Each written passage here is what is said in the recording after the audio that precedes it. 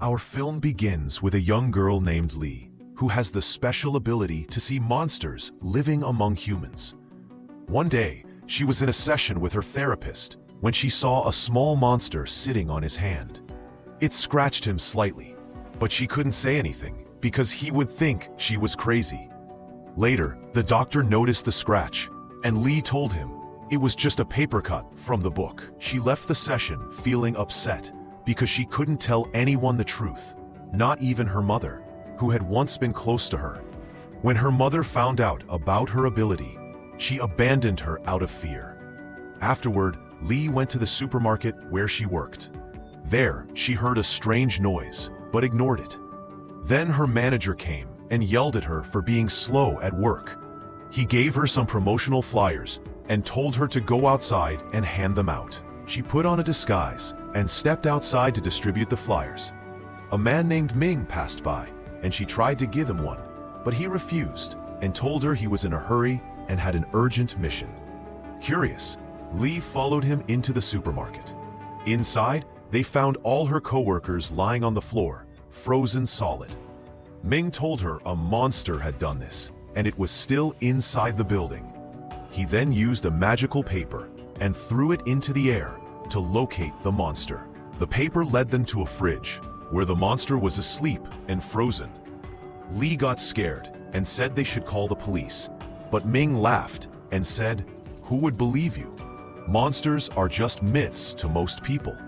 As he spoke, the power suddenly went out. Meng panicked because the monster could only sleep in the cold, and without electricity, the fridges would stop working, and the monster would wake up. Meng quickly drew a magical trap on the ground to capture the monster. Not long after, the monster awoke and began chasing them through the store. Meng had an idea and pulled out a magical paper to use a spell, but the monster caught him and was about to kill him. At the last moment, the magical paper flew and distracted the monster, luring it into the center of the magical trap Meng had drawn. This allowed them to capture the creature. However, the monster was too powerful, and the trap couldn't hold it for long. It quickly broke free and started chasing them again inside the supermarket. But in the end, Meng jumped on the monster's back with another magical paper and used it to capture the beast, sealing it inside a small crystal. These monsters never truly die. They're imprisoned this way and sent back to their own world. After completing his mission, Meng took the crystal and left. However, the crystal fell from his pocket without him noticing, and Lee picked it up. While driving away, Meng spoke to his magical paper and said, "Shame on you. We destroyed the whole supermarket and left that girl alone behind." Meng didn't care much. He instructed the paper to contact a trader who would buy the crystal, since his job was to capture monsters, imprison them in crystals, and sell them for high prices. Meanwhile, Lee returned to her home, only to find a huge lock on the door. Her landlord appeared from his window and told her he couldn't let her stay anymore. He showed her a video that her coworkers had shared, blaming her for the chaos at the supermarket. They claimed she had a grudge against the manager and had caused the disaster as revenge. They did this to avoid being blamed themselves, since they were also involved. All the blame fell on poor Lee, who now had nowhere to go. She tried calling her mother, but there was no answer. She remembered how her mother always treated her like she was crazy and never believed she could actually see monsters. She even had her committed to a psychiatric hospital. The next day, a girl named Charlie went to Meng's house to retrieve the missing crystal. When she didn't find it, Meng showed her other crystals containing previously captured monsters. Charlie refused and said, "I only want that specific crystal. Bring it to me, no matter the cost." She added, "Your brother Cenk was better than you." Back to Lee, still wandering and sleeping in the streets. That night, while walking alone, a monster began stalking her, then attacked. She ran, terrified. At the same time, Meng's magical devices detected the monster, and he rushed to the scene. The monster was about to kill Lee when Meng arrived just in time and struck it. But more monsters appeared and began chasing them. so they both fled and took shelter in an abandoned house. With no other way out, Meng used a long plank to cross from one window to another house. As they escaped, Meng heard gunfire and realized other hunters had arrived. He knew he was in trouble. Every hunter has their own territory, and crossing into someone else's zone is forbidden. Once the threat passed, the regional leader appeared and warned Meng never to return. Afterward, Meng took Li into his car. She handed him the crystal she had found and said, "You dropped this." He thanked her and said he'd take her home. But she replied, "I don't have a home. I sleep on the streets." When he asked if she had any family, she said, "Just my mom, and she abandoned me. She put me in a mental hospital. I just got out recently, and I'm trying to live normally, pretending I don't see monsters, because no one believes me. They all think I'm crazy." She added, "My life changed when I met you. Finally, someone else who sees monsters." Meng was moved by her story and decided to take her with him and help her. The next day, we see Qin, the most powerful crystal dealer, sending a dangerous criminal named Hong and his wife to find the missing crystal that Meng had lost. She told him, "It must be with Meng or that girl. They're the ones who caught the monster that night." She showed him a photo of Li and said, "Find her wherever she is. That crystal's power is growing stronger every day, and she doesn't even know it yet." Hong replied, "I'll bring you the girl, but on one condition. I want Chenk's crystal." Chenk, Ming's brother, was once an incredibly strong hunter. He had recently died, and in the hunter's world, when one dies, their crystal and all their power gets passed on to whoever claims it next. And this is exactly what Hong wanted. Now back to Li. Ming took her to meet her father, Wang. She was shocked when she discovered that he already knew everything about her.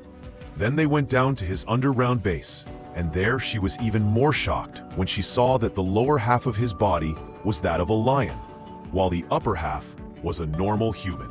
He told her, "Since birth you've had a strong connection with monsters because you were chosen by God to be special, gifted with great and dangerous powers." He explained that there's a world of monsters, and when something goes wrong, they enter our world. That's why the hunter's job is to trap them inside crystals and send them back. He then told her that in 3 days, the portal to the monster world would open, and she had been chosen to be the next guardian of that portal. That's why Qin, the current guardian, wanted to kidnap and kill Li to stop her from taking her place and power. Ming gave Li 2 magical talismans to protect herself until the appointed day. One of them had to be used to choose a protector. Right there, she chose Ming and threw the spell at him. Wang, her father, said, "Your mission now is to take her home with you and protect her." They got into the car and left, but Ming realized he was driving in circles. Then a giant chain fell on him and wrapped around his neck, choking him. A huge monster appeared. Ming understood that someone had cast a spatial binding spell to trap them. Ming's magic paper removed the spell from the car.